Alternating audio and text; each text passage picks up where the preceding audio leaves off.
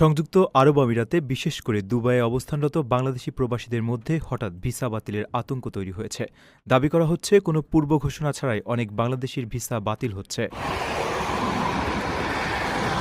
বিষয়টি নিয়ে কথা বলেছেন ভূমি ও পার্বত্য চট্টগ্রাম বিষয়ক প্রতিমন্ত্রী মীর হেলাল। তিনি বলেছেন, আমিরাত সরকার কেবল বাংলাদেশিদের লক্ষ্য করে ভিসা বাতিল করছে না, বরং সব দেশের নাগরিকদের জন্যই তারা একটি নতুন কাঠামোগত রেগুলেশন বাস্তবায়নের উদ্যোগ নিয়েছে।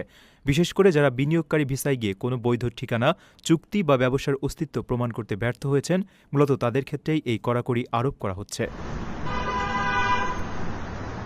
বৈধ ও সাধারণ প্রবাসীরা যাতে কোনো ধরনের হয়রানি বা বঞ্চনার শিকার না হন, সে বিষয়ে বাংলাদেশ সরকার ইতিমধ্যে জোরালো কূটনৈতিক তৎপরতা শুরু করেছে।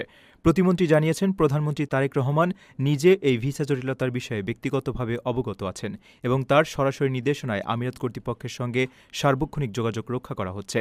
পররাষ্ট্র মন্ত্রণালয়, সরকারের উপদেষ্টা পরিষদ এবং সংযুক্ত আরব আমিরাতে নিযুক্ত বাংলাদেশের রাষ্ট্রদূত সম্মিলিতভাবে এই সংকটের একটি সম্মানজনক ও দ্রুত সমাধানে সর্বোচ্চ অগ্রাধিকার দিয়ে কাজ করে যাচ্ছেন।